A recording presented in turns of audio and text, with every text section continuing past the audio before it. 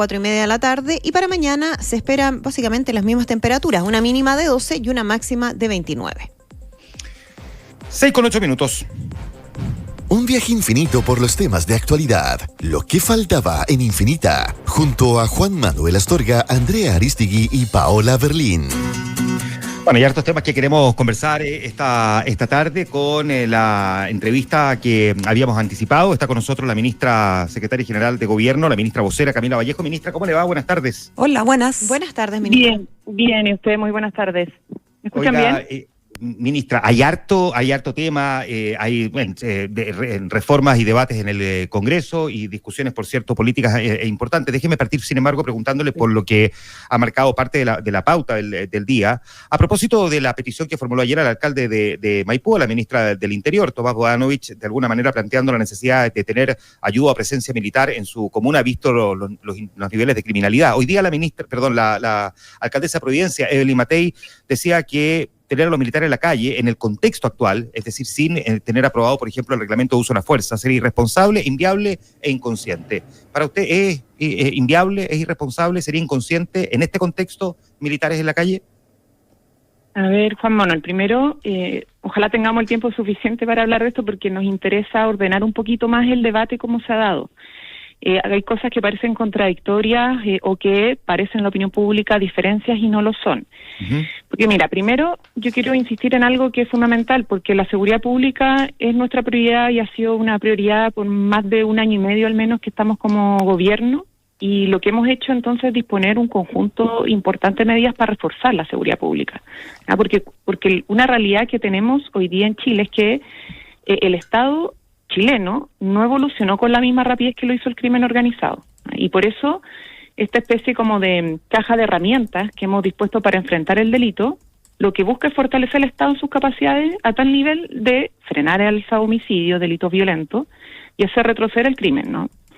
El problema que hemos tenido los últimos años es creer que una sola medida es la solución a los problemas, y eso no es así. Entonces el proyecto de infraestructura crítica podría ser una herramienta más de esta caja de herramientas, y eso es lo que nosotros hemos dispuesto desde el año pasado. Recordemos que en enero del 2023 aprobamos la propuesta que presentamos de reforma constitucional para habilitar la infraestructura crítica, es decir, que los efectivos militares puedan desplegarse y ser usados para resguardar ciertos aspectos críticos de nuestro país. Lo aprobamos, pero esa reforma requería algunas leyes para poder ser implementadas. Esas leyes están discutiéndose en el Congreso. Una es la ley que hemos mencionado de infraestructura crítica, que está en la Comisión de Defensa del Senado, uh-huh, y también la de las reglas de uso de la fuerza, que habilitarían una implementación de esto. Lo que sucedió, y con esto quiero terminar, es que para el caso de la frontera norte, que nosotros actualmente tenemos infraestructura crítica en la frontera norte, ustedes se preguntarán cómo, si es que no hemos aprobado todavía las leyes habilitantes de esta reforma que se hizo.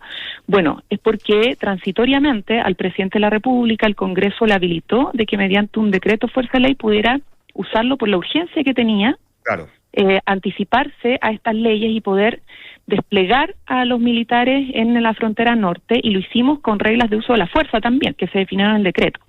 O sea, los militares que están en la frontera norte tienen un objetivo específico, tienen funciones específicas, tienen un mando específico y tienen reglas de uso de la fuerza, y ha funcionado bien, porque con ellos logramos disminuir en un 21% los ingresos irregulares en la frontera norte. Entonces ahora estamos en la discusión similar, y por eso el presidente y la ministra del Interior han dicho que nosotros no lo descartamos. Lo que necesitamos, evidentemente, es que haya una habilitación responsable para hacer uso de esta herramienta, ¿no? Perfecto. Y en este sentido están los proyectos de ley con urgencia suma en el Congreso Nacional, particularmente en el Senado. Sí, como usted dice que podamos ordenar bien la conversación para no apurarla, vamos por parte, porque respecto a la infraestructura crítica tenemos ahí algunas preguntas. Pau. Sí, yo, ministra, buenas tardes. Quisiera preguntarle precisamente por la ley de infraestructura crítica y el reglamento del uso de la fuerza.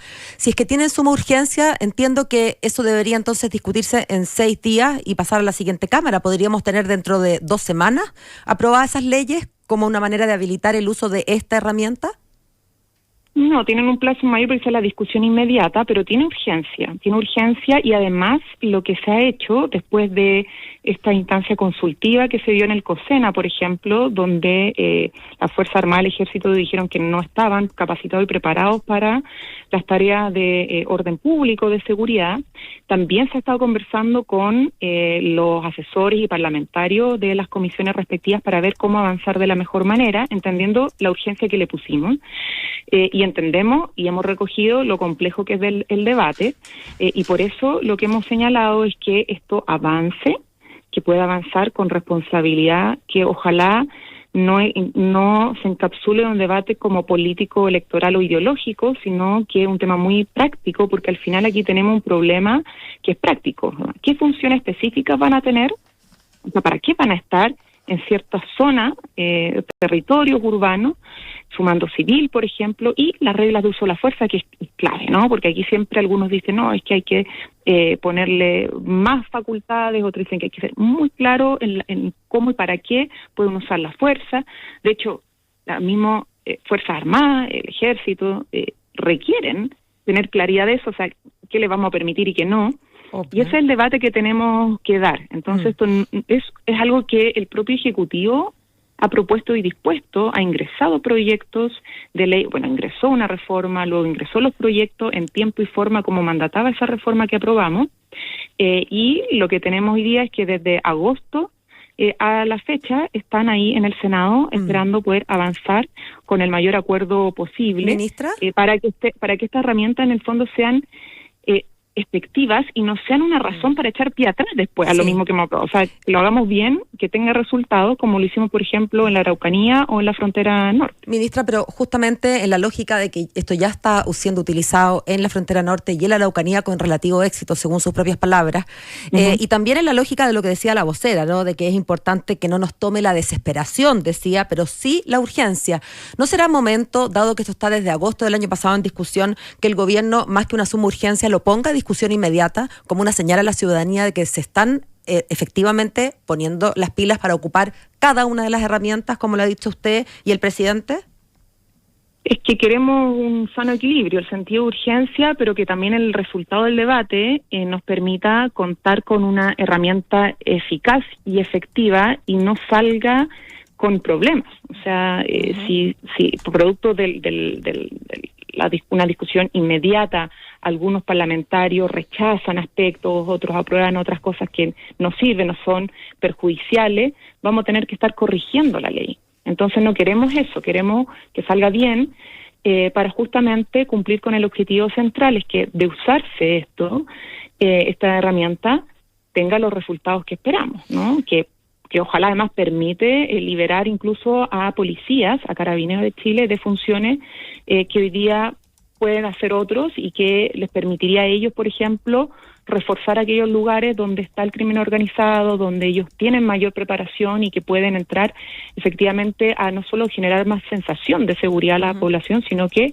efectivamente dar con el paradero de los delincuentes, los homicidas o aquellos que son parte de bandas criminales. ¿Ministra? Eso es un poco el objetivo y por lo tanto tiene urgencia el Ejecutivo. Esto es una propuesta del Ejecutivo, lo presentamos hace un rato y lo que queremos es que avance con celeridad, pero también con responsabilidad para que, insisto, no tengamos que estar después corrigiendo leyes mal hechas. Sí, ya, buenas tardes, ministra, ya conocemos la postura del Ejecutivo, conocemos el propio presidente Gabriel Boric se ha referido a aquello durante las últimas horas, pero lo que no está claro es cuál va a ser el nivel de respaldo que va a tener en las fuerzas del oficialismo en la discusión en el Congreso. Vemos que una vez que esto se plantea y se abre la discusión o se agudiza esa discusión a propósito de las declaraciones del alcalde Bodanovich, el alcalde de Maipú, que es alcalde de su sector, inmediatamente surgen voces al interior del Congreso de el mismo oficialismo diciendo que no están de acuerdo. ¿Es posible que el Ejecutivo pueda avanzar cuando dentro de su propio sector, estoy pensando Frente Amplio, Partido Comunista, ya hay varios que han dicho que no están de acuerdo con esta medida? ¿Qué nivel de fuerza va a tener el gobierno para alinear a sus parlamentarios al interior del Congreso? Bueno, en la medida que demos una discusión responsable y que nos habilite un instrumento eficaz en el objetivo de dar mayor seguridad a la población, creemos que no hay razón para no tener los votos necesarios, ¿no? Lo tuvimos la experiencia pasada, ¿no? Tanto para el caso de la frontera norte, como para el decreto la facultad que nos habilitaron por decreto de poder aplicarlo, ¿no? Y yo he escuchado distintas declaraciones, he escuchado de senadores, parlamentarios, oficialistas como de oposición. Todos tienen ciertas aprehensiones y el tema es que se resuelvan en la discusión, pero esto está en primer trámite recién en el Senado. La composición además de la comisión del Senado no tiene, tiene tanto de oposición como no oficialista. Entiendo que no hay nadie del Frente Amplio del Partido Comunista y ahí todavía ni siquiera se ha podido avanzar. Entonces tenemos que... Por eso la pregunta, ministra, ¿qué tanta velocidad se le va a poder dar cuando sabemos que la discusión es lenta, que hay nudos, que hay ciertos temas en los que no se logran los consensos? Bueno, por eso, no es solo... A ver, nosotros como Ejecutivo le pusimos urgencia, es algo que hemos propuesto, que consideramos que es importante avanzar, y todos entendemos que esto tiene que avanzar con regla de uso de la fuerza. El tema es una discusión súper fina de qué condiciones tienen esas reglas, para qué, cuánto, y ahí está creo el tema central, y nosotros esperamos que eso pueda avanzar con responsabilidad, pero efectivamente es algo que depende también de la mirada de la oposición, de los partidos que la componen, como también del oficialismo. Al menos la posición del Ejecutivo es que, dada la experiencia que hemos tenido en el uso de las Fuerzas Armadas, tanto para la macrozona sur, recordamos que nosotros aplicamos una estrategia de despliegue de los efectivos militares junto con los policiales, focalizado, junto además con el Plan Buen Vivir, con una mesa para un acuerdo por la paz, que también sigue trabajando, ha tenido resultados. Logramos disminuir la violencia rural en un 43% con esa estrategia. Entonces ha sido efectiva, ha sido eficaz. Lo mismo con el uso de los militares en la zona norte, bajo este decreto Fuerza Ley de protección de infraestructura crítica. Hemos querido usar esta herramienta más que en el marco de un tema ideológico, es un tema práctico, con objetivos claros, con límites claros, con funciones claras y con reglas de uso de la fuerza clara. Entonces, creemos que la experiencia que hemos tenido ahí es muy útil para el debate que está en el Congreso, y por eso el llamado es que esto no sea un tema netamente político o ideológico, sino que muy práctico, y para que sea práctico hay que recoger la experiencia que hemos tenido como gobierno tanto en el sur como en el norte. Ahora, ministra, siguiendo la misma línea argumentativa, en una cuestión práctica, no ideológica, la regla del uso de la fuerza pueden despejar, digamos, ciertos elementos respecto de cómo se utiliza la fuerza, pero el mismo presidente Gabriel Boric, de alguna manera, digamos, coincidente con lo que dijo también más temprano la alcaldesa Evelyn Matei, de que los militares no están preparados para el control del orden público. Hoy día a la tarde el presidente en el Maule decía que los militares no están entrenados para hacer control del orden público, por lo tanto, independientemente de cómo deben utilizar la fuerza, no están entrenados para el control del orden público, por lo tanto, ¿qué se hace frente a esto? Bueno, es que por eso es tan importante determinar las funciones específicas en que realmente pueden ser útiles, como se definieron, por ejemplo, la frontera norte. Yo sé que la realidad es distinta, y lo hemos sostenido también nosotros. Sin duda, porque es un control fronterizo. Claro que es un control fronterizo, pero ahí, por ejemplo, los militares igual se relacionan con personas, y personas migrantes, ¿no? Y ahí hacen controles preventivos donde pueden hacer revisión de los bolsos, las mochilas, el vestuario, etcétera. Hacen controles preventivos, hacen controles de identidad y los ponen a disposición de las policías de investigación o de Carabineros de Chile. Entonces no suplen la labor que tienen Carabineros o las policías en general, pero cumplen una adicional que aporta en todo el sistema de control fronterizo. Entonces, ahí hay un ejemplo concreto que a lo mejor no es tan extrapolable a la situación de la zona urbana, pero sirve para decir que es posible, ¿no? Y que podemos entonces combinar ciertas funciones en el marco del orden que no transgreda los límites o que no termine suplantando una función para la cual para lo cual solo Carabineros de Chile y la Policía de Investigación está preparada y facultada, ¿no? Entonces, esto no es una discusión sencilla, obviamente, y por eso es bueno profundizar y no quedarse solo con los titulares, lo digo para la gente que está pendiente de este debate, sino que ir como a la experiencia reciente, y yo creo que la experiencia que hemos tenido recientemente en el gobierno y cómo hemos usado a los efectivos militares, da cuenta de que es posible hacer un uso responsable de ellos para lograr objetivos específicos. En el norte, control fronterizo, migratorio, dar un poquito más de orden, porque todavía falta, todavía hay gente que ingresa de manera irregular, y también en el caso de la zona sur, donde hemos disminuido la violencia rural y no hemos tenido problemas asociados, por ejemplo, a derechos humanos. Ministra, siguiendo con el tema de seguridad, hoy el gobernador Claudio Rego volvió a hacer un llamado al gobierno para que se decrete estado de excepción aquí en la región metropolitana. Quería preguntarle por esa posibilidad, dado que como hemos conversado, desde el gobierno no han dicho ninguna posibilidad y creen en el uso de todas las herramientas. También lo decía hoy día en la mañana la ministra del Interior. Quería preguntarle por esa posibilidad y también por cómo se ve el estado de excepción en el sur, cuando en algún par de meses vamos a cumplir ya 2 años con este estado de excepción. Claudio Rego, va a ser preciso, decía, o se decreta estado de excepción o se cambia la legislación. Son 2 posibilidades, decía ministra. Bueno, nosotros hemos señalado que según las conversaciones que se tuvieron tanto en el SENA como en el Congreso Nacional con los parlamentarios, de acuerdo más a la propia experiencia que hemos tenido y los estudios comparados que ha tenido el Ministerio del Interior, el mejor camino para lograr el objetivo de mayor seguridad en la región metropolitana y también mayores facilidades o posibilidades de que Carabineros pueda desplegarse en zonas donde realmente necesitamos un fortalecimiento de la presencia policial es mediante el proyecto de infraestructura crítica. Y porque además nos permite, como le decía anteriormente, fijar de manera más clara sus reglas, sus funciones, su mando, etcétera. Y por lo tanto vamos a insistir en ese camino. Creo que tenemos mayor coincidencia en esto entre todas las fuerzas políticas, aunque algunos tienen matices, pero como herramienta es la mejor para poder avanzar en esta dirección. Pero queremos también insistir en algo que es súper clave y que lo dije al principio, ¿no? y que lo ha dicho también la ministra del Interior, el propio presidente, de que no creamos que esto es una bala de plata, ¿no?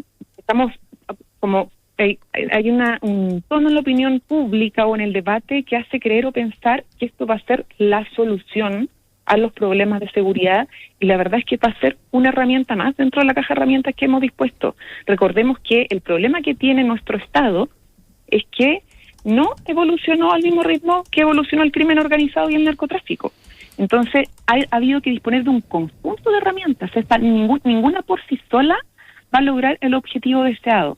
Entonces veámoslo como un complemento, no como la gran solución, no como lo que va a permitirnos disminuir considerablemente la percepción de inseguridad o la sensación de inseguridad, o disminuir considerablemente el delito, pero va a ser un elemento si es que lo hacemos bien. Entonces, ¿Ministra? Estos son años donde tenemos que lograr poner el marco de la discusión en tono política de Estado, ¿no? Política de Estado. Y las políticas de Estado no se construyen solo con un elemento y con una herramienta, sino que con un conjunto de transformaciones institucionales que permitan hacer que el Estado trabaje articuladamente, coherentemente, para enfrentar un tipo de crimen que es complejo, y es más complejo que lo que teníamos hace 10 años atrás. Duda. Entonces, eso es lo que quiero cerrar un poco, porque de vez en vez venimos como, esta es la solución, después no, esta otra es la solución, y nos centramos en un solo tema, y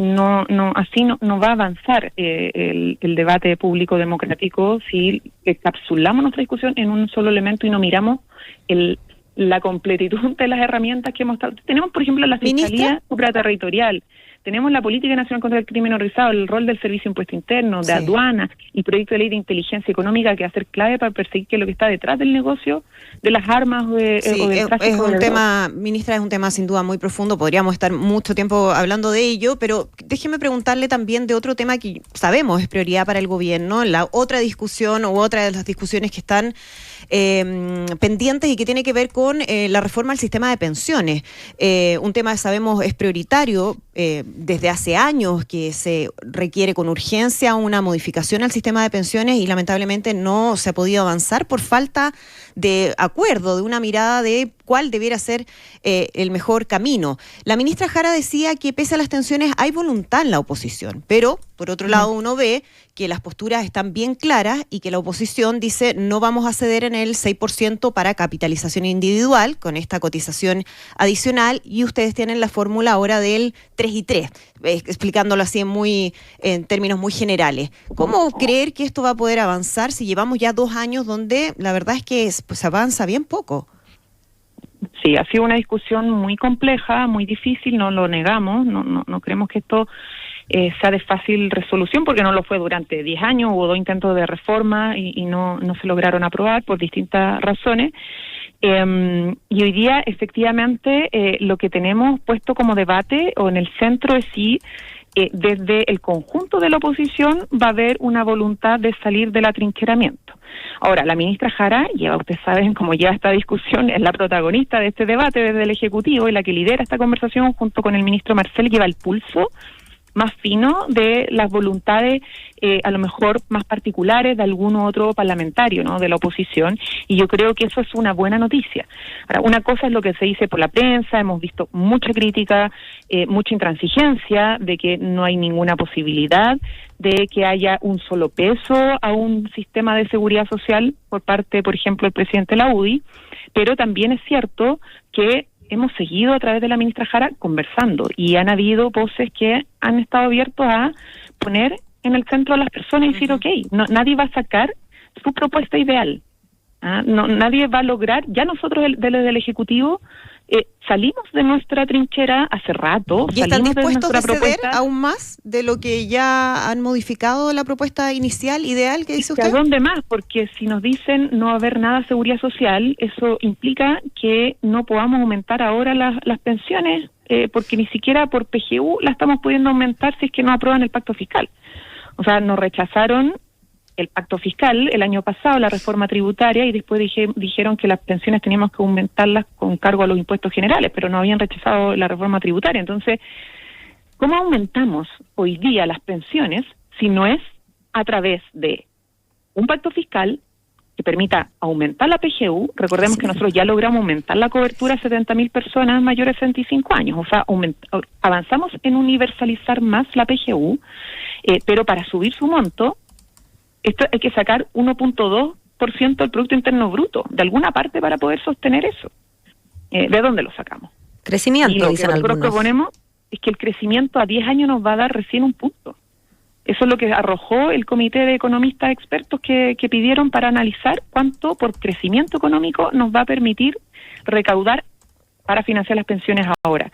No dan los números en ese sentido, y los economistas, yo no soy número, los economistas lo dijeron, ¿no?, en su informe. Entonces, no basta con el crecimiento económico, tenemos que avanzar en fórmulas de recaudación responsable, primero de aquellas personas que más renta tienen, pero también con las normas anti-elusión y anti-evasión tributaria. Si lo que se va en Chile se pierde por elusión y planificación agresiva de la elusión tributaria que tenemos, no olvidemos el caso de hace poco tiempo, que fue una coordinación de muchos empresarios para eludir el pago de impuestos. La verdad es que estamos perdiendo muchos recursos, mucho ingreso al fisco que podría estar financiando estas medidas. Entonces, hoy día se aprobó en general la idea de legislar el proyecto de cumplimiento tributario. Eso es una señal, es un avance, vamos a ver qué pasa en la discusión en particular, pero en el fondo, cuando uno dice tenemos que aumentar las pensiones, la pregunta que viene es ¿cómo las financiamos? La PGU con cargo de impuestos generales, aumentarles, cierto, pero hay otra parte que es la que entrega una adicional a la PGU y a la pensión autofinanciada de los actuales jubilados, que se financia sí o sí con este mecanismo de solidaridad.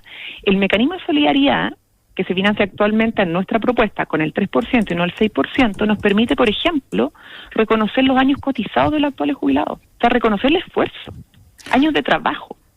Muy bien. Y eso Ministra. es un aporte adicional que si retrocedemos más, en lo que estamos señalando, no va a estar para los jubilados y jubiladas. Entonces aquí lo que esperamos después de la flexibilidad que tuvimos como gobierno en varias oportunidades, hemos flexibilizado en más de una oportunidad, también puede expresarse en la oposición de una vez por todas, porque no puede quedar solo en el discurso la voluntad de acuerdo, pero después en la práctica quedamos en cero. Muy bien, la ministra vocera de Gobierno conversando esta tarde con nosotros en Lo que faltaba. Ministra Camila Vallejo, muchísimas gracias por atender la llamada Infinita. Gracias, ministra. Bueno, Luego. muchas gracias. Chao. Que esté muy bien, muchas gracias, ministra. Chao. 6:33 minutos.